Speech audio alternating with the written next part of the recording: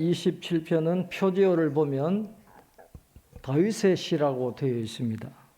언제 지었는가는 잘 모르지만 다윗이 지은 시편인데, 하나님의 백성들 중에서도 이 다윗과 같이 참 믿음이 순전한 사람을 찾기가 어려울 겁니다. 하나님 마음에 합한 사람이라, 그런 말을 들을 수 있는 사람이 과연 이 세상에 얼마나 될까요? 다윗은 그런 사람인데, 우리가 일반적으로 번영신학에 따르면 이런 다윗은 참 어려움도 없어야 되고 그저 하나님의 복을 많이 받아야 되는 그런 사람인데, 그가 왕이 될 때까지 얼마나 어려웠습니까? 광야 생활했죠. 사울에게 쫓겨다녔죠. 블레셋 가서 어려움 당했죠. 왕이 되고 난 다음에도 아들 때문에 도망가야 되는, 아들의 손에 죽음을 당할 수도 있었던 그런 어려움을 우리는 평생 가도 한 번도 겪을 수 없는 그런 수많은 어려움을 다윗은 많이 겪고 살았습니다. 그래서 오늘 본문 1절에 보면 내가 누구를 두려워하리요? 내가 누구를 무서워하리요? 하는 말은, 다윗도 사람이니까 그런 어려움을 당하면서 왜 두려움이 없었겠어요?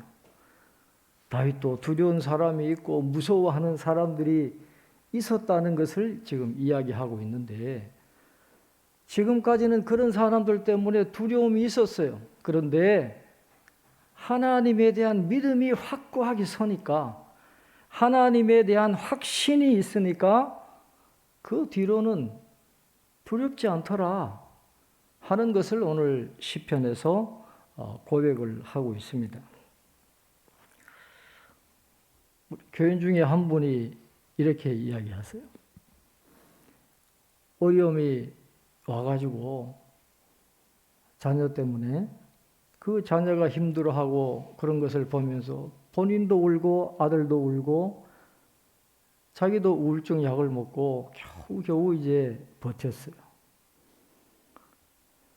날 도와줄 리가 누가 있겠어요?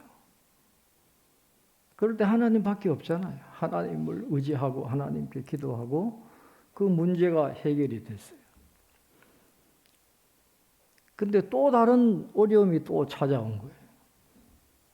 문제가 지나갔다 싶으니까 또 다른 문제가 일어난 거죠. 근데 이제는 두렵지 않다라는 거예요. 우울증 약을 먹을 필요가 없어요. 그걸 의지할 필요가 없다는 거예요. 그러면서 이렇게 말씀하세요. 목사님, 제가 하나님을 만났잖아요. 그 고백 속에 오늘 다윗이 시편 27편을 통해서 고백하고자 하는 그 모든 것들이 그 짧은 고백 속에 제가 하나님을 만났잖아요. 거기에 다 들어있다라고 생각을 합니다. 그러니까 다윗이 가졌던 그 믿음, 그 확신, 오늘 우리가 그것만 가질 수만 있다면 어떤 어려움도 넉넉히 이겨나가지 않겠습니까? 시편을 보면 다윗이 하나님에 대한 신앙을 고백하면서 늘 사용하는 상징적인 단어들이 있어요. 늘 반복됩니다. 빛, 구원, 산성, 피난처, 요새, 높은 바위, 굉장히 상징적인 단어들을 쓰는데, 다윗이 그냥 이 단어들을 그냥 빌려와서 아무 의미 없이 쓰는 게 아니거든요. 다윗이 쓰는 시편 속에 쓰는 그 단어 하나하나는 다윗의 체험이 녹아있는 살아있는 단어들이에요. 그 단어들이 주는 그 의미하는 바들을 다윗이 하나님으로부터 직접 경험한 그런 경험이 다 그 안에 그 단어 속에 녹아 있는 것을 볼 수가 있습니다. 그래서 다윗이 그렇게 수많은 어려움을 당하는 동안에 믿음을 지키고 끝까지 사명을 감당했던 이유가 어디에 있느냐? 그 단어 하나하나가 주는 그 하나님의 은혜를 잊지 않았기 때문에, 그 은혜를 붙잡았기 때문에 그가 그렇게 끝까지 소명과 사명을 다하는 삶을 살아갈 수가 있었던 것입니다. 오늘 시편 27편도 다윗이 어려움을 당했던 그런 때를 생각하면서 지은 시편인데 오늘 1절 2절에 이렇게 고백을 합니다. 여호와는 나의 빛이요 나의 구원이시니 내가 누구를 두려워하리요. 여호와는 내 생명의 능력이시니 내가 누구를 무서워하리요. 악인들이 내 살을 먹으려고 내게로 왔으나 나의 대적들 나의 원수들인 그들은 실족하여 넘어졌도다. 그렇게 고백해요. 악인들이 내 살을 먹으려고 내게로 왔다는 것입니다. 여기서 내 살을 먹는다는 말은 사자나 표범 같은 맹수들이 그 양떼와 같은 그 연약한 짐승을 잡아먹기 위해서 이빨을 드러내고 포효하면서 점점 포위망을 좁혀드는 그런 의미를 담고 있는 겁니다. 지금 다윗은 자신을 한 마리 어린 양에 비유하는 거예요. 피할 곳 없이 도망갈 곳 없이 갇혀버린 그 어린 양에게 사자나 표범들이 지금 이빨을 드러내고 덮치려고 하는 그 모습으로 자기의 어려움을 묘사를 하고 있는 것입니다. 더 이상 도망갈 데가 없어요. 이제 죽음을 앞에 놓고 있는 그런 상황입니다. 그런데 기적이 일어나는 거예요. 나의 대적들, 나의 원수들인 그들은 실족하여 넘어졌도다. 그랬어요. 다윗이 한 게 아닙니다. 다윗은 자기가 죽어야 되는 그런 상황이 아무것도 할 수 없는 나약한 가운데 있는데 보니까 대적들이 나가 떨어지는 거예요. 내가 한 게 아니라 하나님이 도와주시는구나. 우리 눈에 보이지는 않지만 하나님이 사자들을 보내서 그 다윗의 대적들을 제거해 주시는 그런 체험을 하면서 하나님이 나를 보호하고 계시는구나. 확신을 갖는 거예요. 그래서 1절과 같은 고백을 하는 것입니다. 여호와는 나의 빛이요 나의 구원이시니 내가 누구를 두려워하리요. 여호와는 내 생명의 능력이시니 내가 누구를 무서워하리요. 그런 체험을 하니까 두려운 게 없는 거예요. 내 생명의 능력이시니, 이 능력이라는 말, 마오즈라는 말은 피난처라는 말이에요. 하나님이 내 생명의 피난처가 되시니까 어떤 어려움에도 피할 곳이 있으니까 나는 무서워하지 않는다. 시편의 가장 중요한 주제가 하나님은 나의 피난처시다라는 거거든요. 이 다윗이 가장 좋아하는 생명의 능력 되시는 하나님, 나의 피난처 되시는 하나님에 대한 믿음의 고백이 있으니까 3절에 가면 군대가 나를 치러 와도 전쟁이 일어나도 나는 여전히 태연하리로다. 어떻게 사람이 그럴 수 있어요? 그러나 하나님의 도우심을 확신하는 다윗은 전쟁이 일어나도 두려워하지 않겠다는 거예요. 3절에 제일 중요한 단어가 군대가 나를 대적하여 진칠지라도 내 마음이 두렵지 아니하며, 마음이 두렵지. 마음이 무너지면 다 무너지는 겁니다. 그러나 마음이 두렵지 않으면 다 이겨낼 수 있는 거예요. 마음이 두려움을 떨쳐내기 위해서는 하나님을 붙잡아야 되는 거죠. 아무리 상황이 급변하고 어려워도 너희가 살 길은 나를 붙드는 것이다 라고 하는 하나님의 말씀을 듣고 하나님을 붙잡을 때 그 믿음으로 그런 모든 어려움들을 헤쳐나갈 수 있는, 그래서 마음이 두렵지 않은 것이 중요한데 다윗은 그것을 갖고 있는 거예요. 내 마음이 두렵지 않다는 거예요. 하나님이 계시니까 두렵지 않다라는 것이. 다윗은 이런 경험을 한두 번 한 게 아닙니다. 수많은 고비 속에 목숨을 잃어버릴 것 같은 어려움 속에서 하나님의 이 은혜를 경험한 거예요. 그러니까 다윗은 한 가지 소원을 갖고 살게 됩니다. 왕이었으니까 얼마나 좋은 것들을 많이 경험할 수 있었겠어요. 얼마나 많은 사람들, 똑똑하고 잘난 사람들 사귀고 말이죠. 얼마나 즐길 거리가 많겠어요. 그러나 다윗은 거기에 가치를 두지 않아요. 다윗은 오직 한 가지 소원을 갖고 있습니다. 우리 4절 말씀 우리 한번 같이 읽겠습니다. 4절 같이 읽겠습니다. 내가 여호와께 바라는 한 가지 일 그것을 구하리니 곧 내가 내 평생에 여호와의 집에 살면서 여호와의 아름다움을 바라보며 그의 성전에서 사모하는 그것이라. 아멘. 여러분, 다윗 시대에는 솔로몬 성전이 없었습니다. 솔로몬이 지었던 그런 화려한 성전의 시대가 아니잖아요.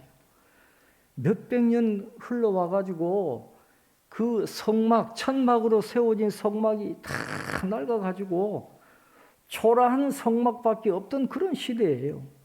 그럼에도 불구하고 그 초막에서 겉보기는 초라하지만은 하나님이 임재해 계시는 그 천막, 그 성막에서 하나님께 제사드리고 예배드리고 하나님과 교제하는 그것이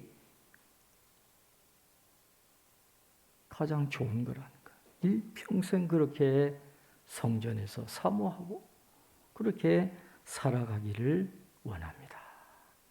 그게 다윗의 유일한 소원이었습니다.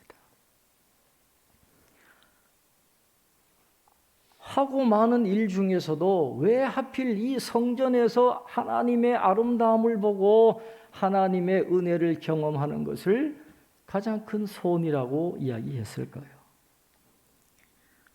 그 성전에 계시는 하나님만이 어떤 어려움에서도 나를 도와주시고 지켜주실 분임을 확인했기 때문에 그래요. 여러분 시편 보면 다윗이 배반한 사람이 누굽니까? 나의 가장 친한 친구들, 내 가장 사랑하는 자식까지, 그 신하들까지 나를 배신하는 그런 세상인데 변함없이 나를 도와줄 리가 누가 있어요? 사람은 없습니다. 하나님은 나를 지켜주신다. 그렇기 때문에 하나님을 예배하는 것을 가장 소망하는 것입니다. 오늘 5절에 이렇게 고백합니다. 여호와께서 환난 날에 나를 그의 초막 속에 비밀히 지키시고 그의 장막 은밀한 곳에 나를 숨기시며 높은 바위 위에 두시리로다. 그렇게 노래하는 거예요. 여기서 말하는 초막은 여러분 출애굽 그 시절 광야에서 이스라엘 백성들이 그냥 나뭇가지 몇 개 주워 가지고 세웠던 그 초막을 이야기하는 거예요. 얼마나 허름하겠습니까? 원수들이 그 초막에서 사람을 찾아내는 게 얼마나 쉽겠어요. 그러나 사람의 생각과 하나님의 생각은 다른 거예요. 아무리 초라해도 하나님이 계시는 초막이라면 이게 이야기가 달라지는 거예요.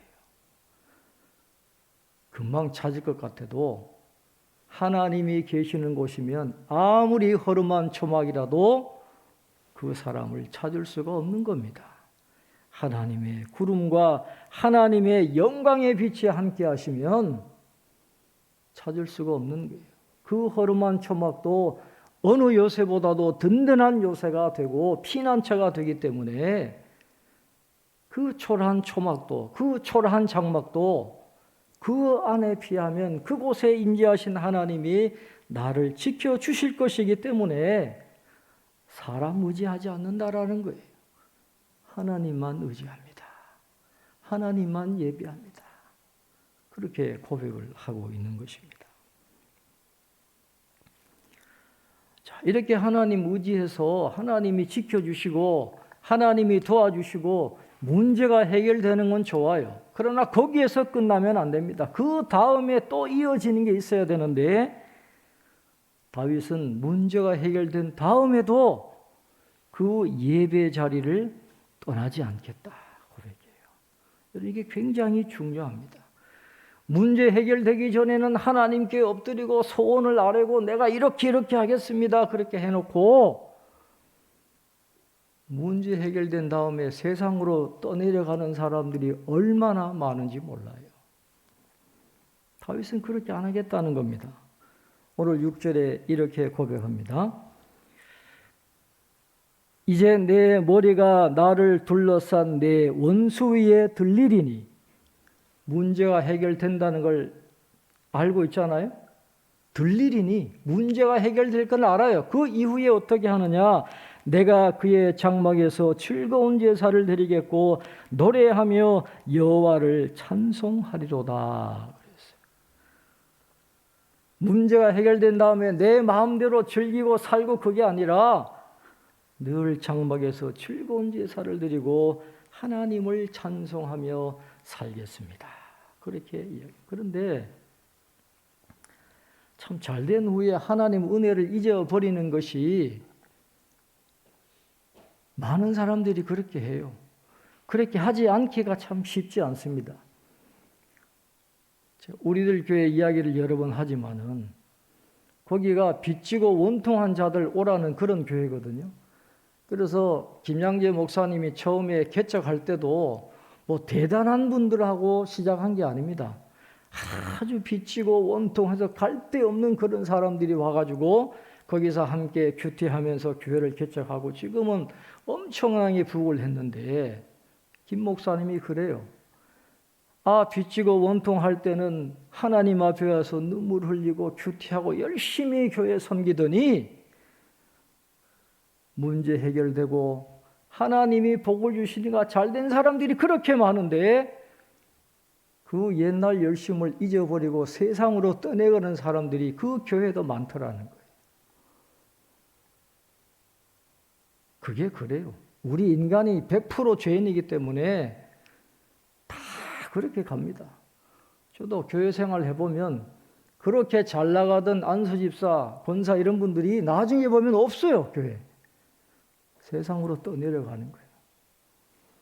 이게 굉장히 어려운데 다윗은 그렇게 하지 않겠다는 거예요. 잘된 다음에도 하나님의 은혜를 기억하고 성전에 머물겠다. 그렇게 이야기합니다. 오늘 시편 27편을 보면 우리가 믿음의 삶을 어떻게 살아가야 할 것인가를 다윗이 너무도 잘 보여주고 있습니다. 힘들고 어려울 때 어떻게 해야 되는지, 잘 되고 난 다음에는 또 어떻게 살아가야 하는지, 또한 우리가 일평생 어디에 목적을 두고 어떤 소원을 갖고 살아가야 하는지 다윗이 잘 보여주고 있습니다. 오늘 저는 이 4절에 나오는 다윗의 그 소원, 이걸 우리가 가져야 된다라고 생각해요. 다윗의 소원이 뭐였습니까? 여호와의 집에 살면서 여호와의 아름다움을 바라보며 그의 성전에서 사모하는 그것이라 그랬어요. 다윗이 바라보며 사모했던 여호와의 아름다움이 과연 어떤 것일까요? 여호와의 아름다움을 바라본다 그랬는데 그게 뭘 의미하는 것일까요? 그 의미를 이해하기 위해서는 우리가 하나님의 영광이라는 것을 우리가 살펴보아야 됩니다. 우리가 흔히 이야기합니다. 하나님의 영광을 위해서 그렇게 말을 하지만은 그 단어가 얼마나 중요한지를 우리가 의미를 잘 캐치하지 못할 때가 있는데 이 하나님의 영광, 우리 성도들의 삶에 있어서 하나님의 영광은 굉장히 중요한 것입니다. 여러분, 이사야 선지자가 이사야서 6장 3절에 이 스랍들이 하나님을 찬양하는 그 찬양의 모습을 통해서 거룩이라는 단어와 영광이라는 단어를 다르게 사용하는 것을 볼 수가 있어요. 이사야서 6장 3절에 보면 스랍들이 이렇게 찬송하는 것으로 되어 있습니다. 서로 불러 이르되 거룩하다 거룩하다 거룩하다 만군의 여호와여 그의 영광이 온 땅에 충만하도다. 그렇게 얘기했어요. 하나님의 거룩하심이 피조 세계에 경험하도록 비추어 주는 것을 영광이다. 그렇게 설명을 하고 있어요. 하나님은 거룩하신 분입니다. 거룩하다라는 말은 구별된다는 말이잖아요. 하나님은 모든 것과 구별되는 유일하신 분이에요. 철저하게 다른 분입니다. 유일하신 분이기 때문에 무한한 가치가 있는 분이에요. 그래서 거룩한 분이다, 그렇게 이야기합니다. 그런데 거룩하신 그 하나님의 그 무한한 가치가 피조 세계에 흘러 넘칠 때, 그 피조 세계가 그것을 경험할 때 그것을 영광이라고 표현해요. 그것을 하나님의 영광이다, 그렇게 표현하는데, 그 하나님의 영광은 우리에게 하나님의 아름다움과 웅대함으로 경험되는 거예요. 그래서 하나님의 영광은 뭐냐? 하나님의 아름다움과 하나님의 웅대하심이 하나님의 영광입니다. 웅대함은 뭡니까? 크고 위대하신, 우주보다도 더 큰 그 하나님의 광대하심을 이야기하는 것이고, 하나님의 아름다움은 간단하게 말씀드리면, 하나님의 아름다움은 그분께 있어야 할 모든 것이 무한히 있다 하는 그런 뜻이에요. 하나님께 사랑이 있다 그러면 그 사랑은 한이 없습니다. 하나님께 지혜가 있다 그러면 그 지혜는 끝이 없어요. 하나님께 능력이 있다 그러면 하나님의 그 능력은 무한하다라는 거예요. 끝이 없다라는 것입니다. 이런 모든 것들이 완전하게 연합되어 있는 그 상태, 그것을 하나님의 아름다움이라 그래요. 그러니까 그 하나님의 아름다움과 웅대하심을 다윗은 예배 자리에서 보고 경험할 뿐만 아니라 그의 삶 속에, 그의 고난과 어려움 속에서 그를 건져주실 때 그 하나님의 영광, 하나님의 아름다움과 웅대하심을 그가 경험하고 살았던 것이죠. 그래서 다윗의 일평생 서원은 그 성전에서 하나님의 영광을 보고 하나님의 영광을 찬송하는 것일 뿐만 아니라 이후에 사후에도 영원토록 하나님의 보좌 앞에서 하나님의 영광을 보며 살아가는 것을 삶의 목적으로 살았다라고 하는 것이.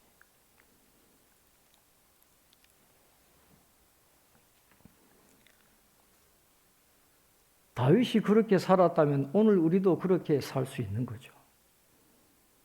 오늘 우리는 예배를 통해서나 우리의 삶을 통해서 하나님의 영광을 경험할 수 있습니다. 하나님의 아름다움, 하나님의 사랑, 하나님의 지혜, 하나님의 능력, 우리가 경험할 수 있어요. 하나님의 아름다움과 그 웅대하심을 우리가 경험할 수 있고, 그 하나님의 영광을 나타낼 수도 있어요. 우리가 신앙인답게 살아가면 그 모습을 통해서 하나님의 이름이 높여지고 하나님의 영광이 나타납니다. 그러나 그렇게 못하면 하나님의 영광을 가리우는 게 되는 거예요. 그래서 우리가 이 땅에 살면서 믿음의 삶을 합당하게 신앙인답게 살아가면 그 모습을 통해서 하나님의 영광이 나타나게 되는 것이죠. 그것으로 끝나는 것이 아니라 우리가 다 이제 하나님의 나라에 갈 텐데, 하나님의 나라에 가면 하나님의 영광을 볼 수 있는 그 희망, 영원히 그 보좌에 계신 하나님의 영광을 보고 찬양하는 삶을 우리도 살아갈 수 있게 된다라는 것이죠. 요한복음 17장 24절에 예수님이 이렇게 기도하셨습니다. 아버지여, 내게 주신 자도 나 있는 곳에 함께 있어 내게 주신 나의 영광을 그들로 보게 하시기를 원하옵나이다. 예수님의 소원은 그거예요.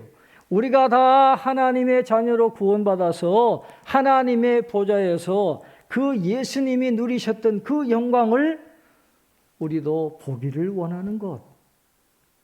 그게 예수님의 간절한 기도 제목이었다라는 것이죠. 우리가 믿음의 사람이라면 우리의 삶의 소원, 우리 마지막 비전이 뭐가 되어야 되겠습니까?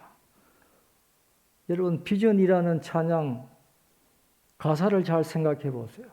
뭐 이 세상에서 회사 키우고 성공하고 잘 되고 인정받고, 그게 우리 믿음의 사람의 궁극적인 비전이 아닙니다.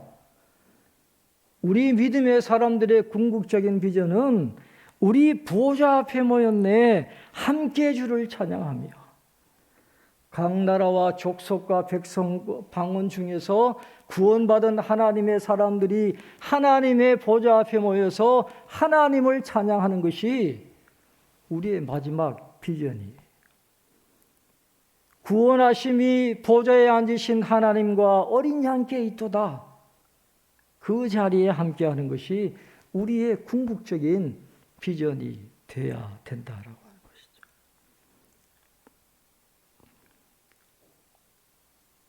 여러분, 빅터 프랭클이라는 분 이름을 많이 들어보셨을 텐데, 2차 대전 중에 그 독일의 그 수용소에서 살아남았던 유태인 의사였습니다. 죽음의 수용소라는 그 유명한 책을 썼는데, 이 빅터 프랭클은 왜 어떤 사람은 그 끔찍한 상황 속에서도 힘과 덕을 잃지 않고 살아남았느냐라는 거예요. 그런데 왜 어떤 사람들은 그 상황에 대해서 그렇게 쉽게 죽어버렸을까? 또 다른 사람들은 나치의 부역자가 돼서 동족들을 힘들게 하고 그런 사람들이 있는데, 왜 그런 세 부류의 사람들이 생길까? 그걸 탐구를 해서 책을 썼어요. 그 차이가 어디에 있느냐? 각 사람들이 추구하는 삶의 의미와 관련이 있다라는 것입니다. 많은 사람들은 승진이나 사회적인 지위나 가정을 의미로 삼았다라는 거예요.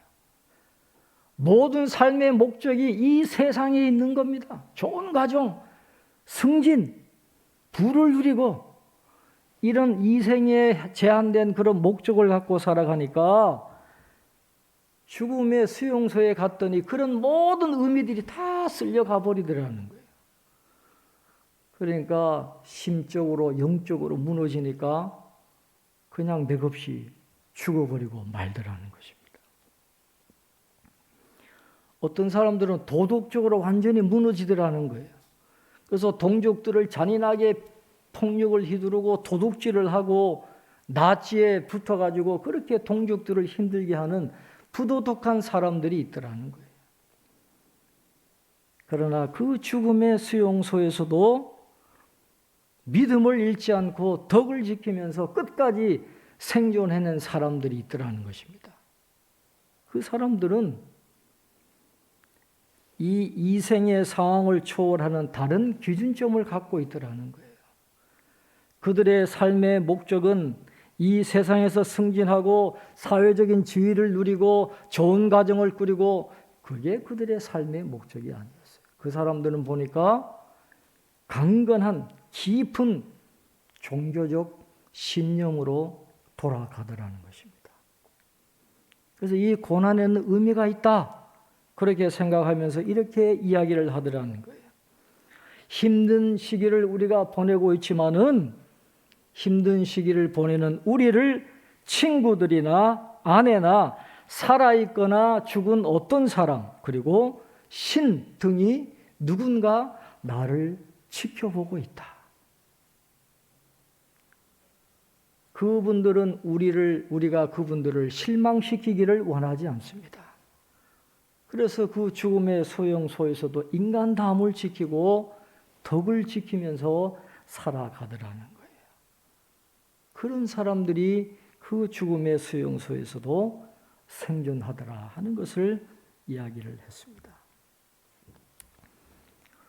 오늘 우리가 예수 그리스도를 믿는 믿음을 가지고 예수 그리스도 안에서 하나님의 영광을 보고 그 하나님의 영광을 체험하고 하나님의 영광을 세상에 알리면서 살아가다가 사후에 하나님 앞에 서서 하나님의 영광을 보고 하나님을 찬양하는 이것을 우리의 삶의 목적으로 삼고 있다면 우리는 죽음의 수용소도 앗아갈 수 없는 중요한 삶의 목적을 얻게 된다는 것입니다.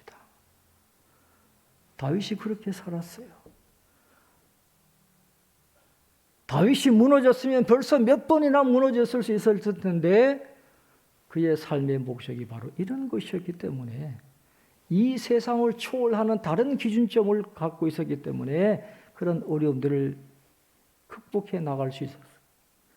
그리고 수많은 믿음의 선진들이 그런 삶을 살다가 하나님의 나라에 올라가셨어요.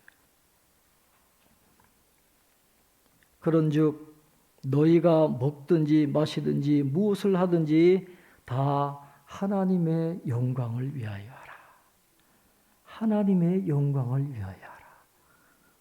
다윗이 바라보았던 그 하나님의 영광, 오늘 저와 여러분도 바라보고 경험하실 수 있기를 바라고, 하나님 부르심 우리가 다 떠나야 되잖아요.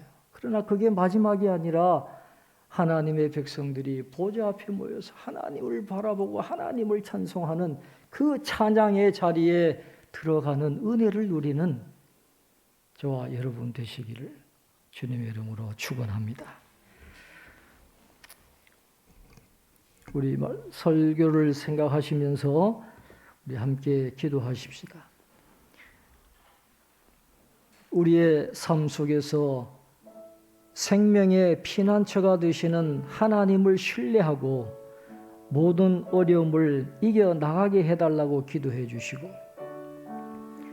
다윗과 같이 하나님의 영광을 보고 누리며 하나님의 보좌 앞에서 영원히 찬양하며 살아가는 것이 우리의 소원이 되게 해달라고 기도해 주시고, 우리가 함께 예배드리는 이 교회가 귀한 줄 알고 교회 중심의 삶을 통해서, 교회를 통해서 역사하시는 하나님의 은혜를 경험하며 살아가게 해달라고 기도해 주시고, 여러분들이 중보기도하는 박관조 집사님, 또 인도에 계시는 또 김선을 집사님, 또 우리 사랑하는 자녀들 함께 기억하시면서 우리 함께 통성으로 기도하겠습니다. 하나님 아버지, 은혜와 사랑을 감사합니다. 오늘도 저희들 불러주시고 하나님 앞에 예배드리게 하시고 하나님의 말씀을 듣게 하시니 감사합니다. 하나님, 우리가 살아가는 이 세상, 다윗이 경험했던 그 수많은 고통과 환난과 어려움, 오늘 우리의 모습임을 고백합니다. 하나님이 도와주지 아니하시면 살아갈 수 없는 연약한 저희들입니다. 하나님, 우리의 빛과 구원이 되시고 생명의 피난처 되시는 하나님을 신뢰하기를 원합니다. 하나님을 바라보기를 원합니다. 하나님이 함께 하시면, 하나님이 보호해 주시면, 하나님이 인도하여 주시면 넉넉히 이기게 될 줄로 믿사오니, 하나님, 다윗이 가졌던 그 믿음을 우리에게 허락하여 주시옵소서. 하나님의 영광을 보기를 원합니다. 하나님의 무한하신 사랑과 하나님의 무한하신 지혜와 하나님의 무한하신 자비와 하나님의 무한하신 능력을 경험하게 도와주셔서 하나님의 아름다움과 응대하심을 경험하며 우리의 삶을 통하여 하나님의 영광이 나타나며 또 이후에 하나님의 보좌에 이르러서 하나님의 영광을 보게 하시고 영원히 하나님을 찬양하는 그 자리에 올라갈 수 있는 저희들 되게 도와주시옵소서. 하나님 아버지, 말씀을 주셨사오니 말씀을 붙들기를 원합니다. 말씀이 생명이 되고 능력이 되고 하나님, 우리의 길을 인도하시는 길잡이가 되게 도와주셔서 말씀을 붙들고 승리하는 저희들 삶이 되게 하여 주옵소서. 우리 사랑하는 성도들 가정에 연약함이 있습니다. 기도 제목이 있습니다. 눈물을 흘려 기도할 때마다 하나님 하늘문을 열어주셔서 하나님 치료하여 주시고 회복시켜 주시고 길을 열어주시옵소서. 우리의 마음이 두렵지 않기를 원합니다. 하나님을 인하여 일어나기를 원합니다. 넉넉히 이기게 하여 주시고 하나님, 하나님과 동행하는 삶을 살아가게 하여 주시옵소서. 하나님, 박한주 집사님 치료하는 광선을 발하여 주시고 영혼을 구원하여 주시고 하나님의 백성의 길을 걸어가게 하시고 의인의 길을 걸어가게 하여 주옵소서. 김선을 집사님, 하나님인 그 먼 나라에서 일하고 있습니다. 안전하게 지켜주시고 일 잘하고 돌아오게 하여 주옵소서. 사랑하는 자녀들을 위해서 기도하는 가정들이 있사오니 하나님 저들의 앞길을 인도하여 주옵소서. 하나님 박예은 집사님 아들 하나님 마음의 평안함을 주시고 대입 수능 시험 잘 치를 수 있도록 도우시옵소서. 또 신지연 양 결혼을 앞두고 있습니다. 선한 길로 인도하여 주시고 믿음의 가정 세울 수 있도록 하나님 은혜를 허락하여 주옵소서. 각 가정과 직장과 일터와 사업장 위에 하나님 풍성한 은혜를 베풀어 주옵소서. 주님이 세워주신 이 귀한 교회를 사랑하게 하시고 교회 중심에 서서 하나님을 예배하며 찬송하며 살아가는 놀라운 은혜를 경험하는 우리 믿음의 가정들 다 되게 도와주옵소서. 한 분 한 분을 기억하여 주옵소서. 풍성한 은혜를 내려 주옵소서. 하나님 우리와의 손을 잡으시고 끝까지 인도하여 주옵소서. 천국 가는 그날까지 주님 동행하여 주옵소서. 우리와 함께 하실 줄 믿습니다. 주님 도와주시옵소서. 예수님 이름으로 기도합니다.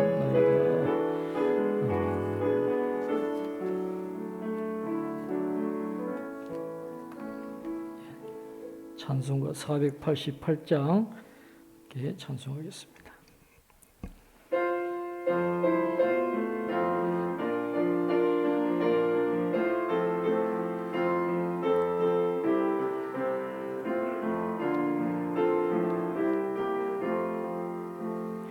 이 몸의 소망 무언가 우리 주 예수 분일세.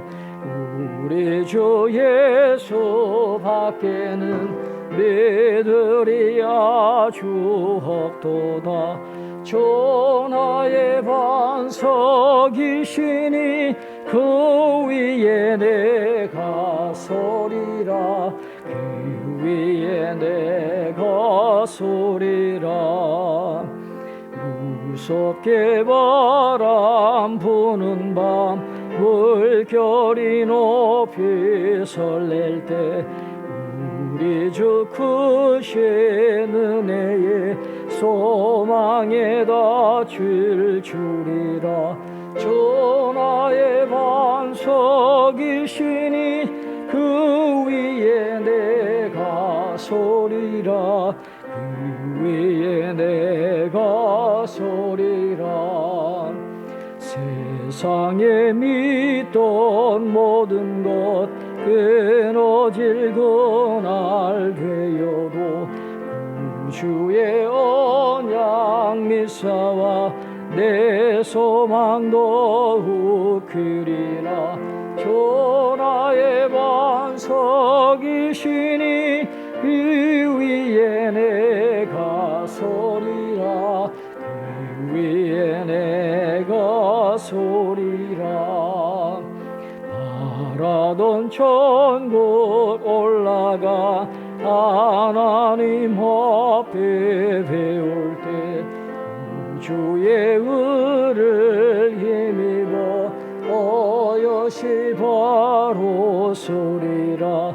전하의 반석이시니 그 위에 내가 서리라. 그 위에 내가 서리라. 봉헌하겠습니다.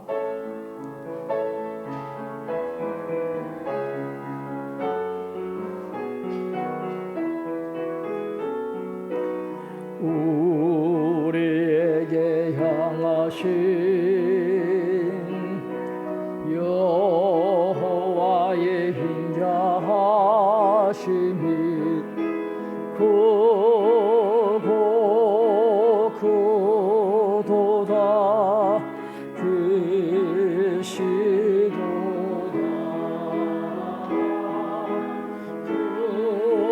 크고 크도다. 계시도다.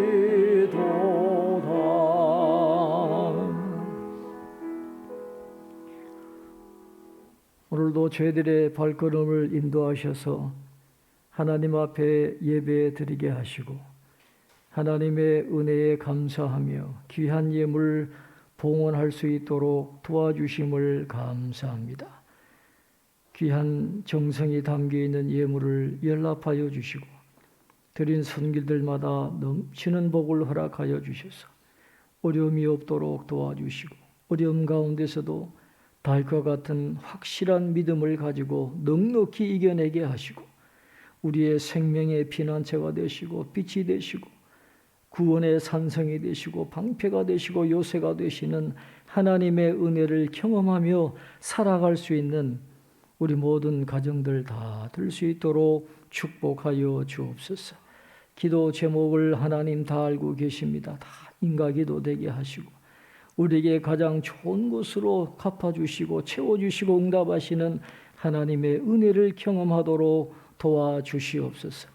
가정과 일터와 직장과 사업장을 눈동자와 같이 지켜주시고 이 코로나 이 팬데믹 가운데서도 우리의 건강을 지켜 보호하여 주시옵소서. 오늘도 주의 전을서 예배드리고 또 봉사하고 섬긴 귀한 손길들 하나님 일일이 기억하시고 응보하시는 하나님께서 놀란 것으로 갚아주실 줄로 믿습니다. 우리가 중보기도 하는 분들이 많이 있사오니 하나님 한 분 한 분에 이르기까지 하나님께서 함께 하시고 기도에 응답하여 주옵소서. 박간주 집사님 치료 강선을 바라여 주셔서 회복되게 하시고 하나님 영혼이 구원되게 하시고 의의 백성으로 굳게 설 수 있도록 도와주옵소서.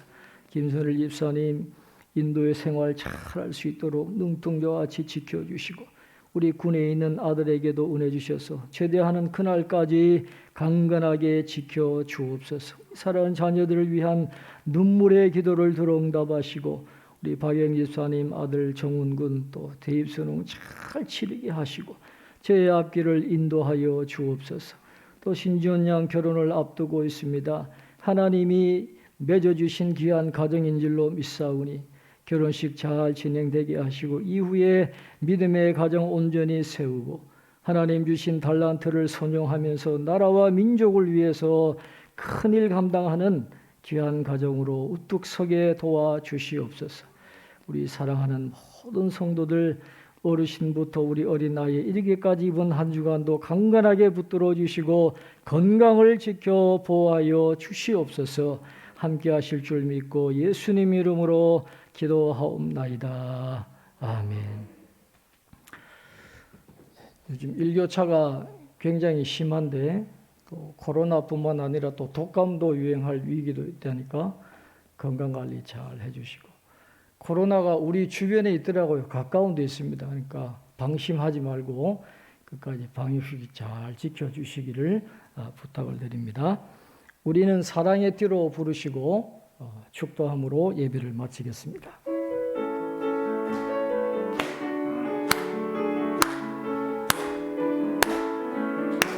우리는 사랑의 띠로 하나가 되었습니다. 하나님을 사랑하고 예수님의 사랑을 널리 전하세. 모두 찬양하며 주의 사랑을 전하세. 모두 함께 예수님의 사랑을 세상에 널리 알리세. 이제는 우리 주 예수 그리스도의 은혜와 하나님 아버지의 극진하신 사랑하심과 성령의 감화, 감동, 위로, 교통하심이 사랑하는 모든 성도님들 머리 위에 지금부터 영원토록 함께 하옵시기를 간절히 축원하옵나이다. 아멘.